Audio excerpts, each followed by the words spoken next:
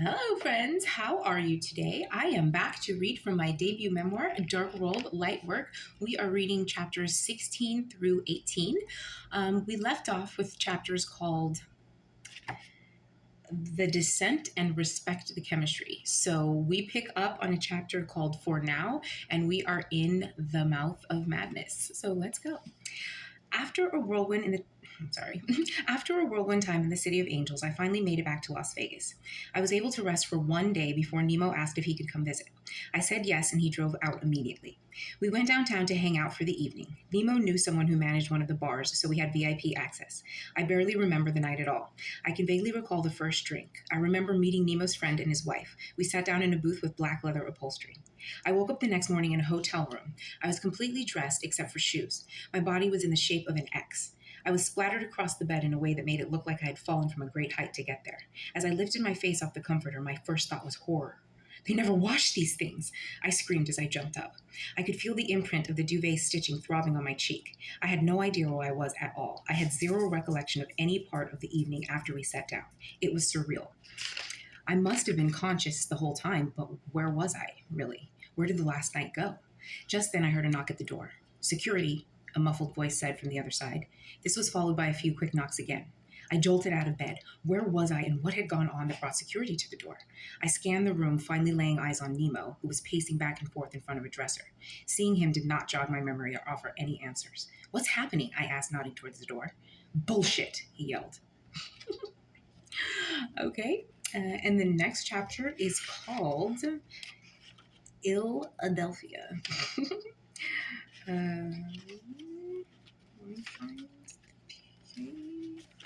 Okay. I made it to the I made it to the subway station. It was sunny and somehow still freezing outside. I couldn't feel my nose or my cheeks. I loved it. 33 years in the Las Vegas desert did not create a tolerance for the heat. It actually made me enjoy the cold that much more. I was still very tired, but the brisk air offered some temporary relief. When I made it to the subway, I decided to sit down on a bench outside while I waited for the train to arrive. The oxy was really taking its precious time leaving my system. It was mid-morning and a few degrees below zero outside. I was on a bench in public. I just sat down. I drifted off to sleep. I'd never been so physically helpless in my life. Without even realizing it, I just slipped away. Living in Las Vegas, I'd seen people as fucked up as I was before. I was weaving in and out of consciousness in a place or situation that was wildly inappropriate.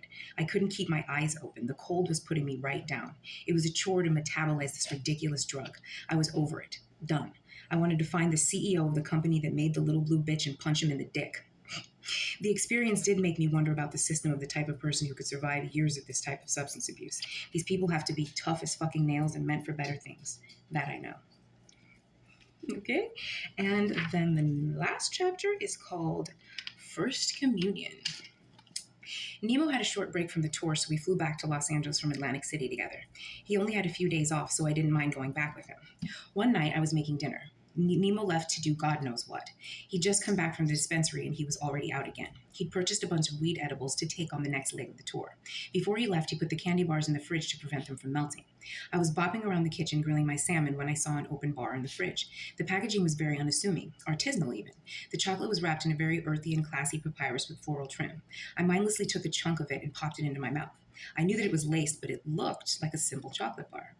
I had just finished chopping veggies for a salad a while later when I felt the sudden urge to lie down. Oddly enough, I also wanted to dance or something. I stumbled into a seat at the kitchen table. I sat staring blankly at nothing until a spot on the patio door caught my attention. I became mesmerized by it. I was staring at what looked like dried morning dew, and it was downright hilarious. I felt like Rorschach himself with all the figures I saw on the splatter. What is a doorway anyway, honestly? I laughed. This one is glass, so it's basically a giant window. Hilarious. So absurd. Glass doors, man. I nearly fell out of my chair laughing. It's just a big window. About 20 minutes later, Nemo walked in and saw me drifting off to space at the counter. Not so surprisingly, I finished cooking the meal. He sensed something was up right away. Uh-oh, what's going on in here? He asked with a suspicious laugh. Oh, really? I slurred. Just as I turned up the corners of my mouth to smile, a single drop of crystal clear drool slipped down my lip. I barely noticed. Nemo thought it was brilliant. All right, so that is those three chapters, and we will next be reading 19, 20, and 21, which are 3 Days on Biscayne Bay, Drowning, and Near Life.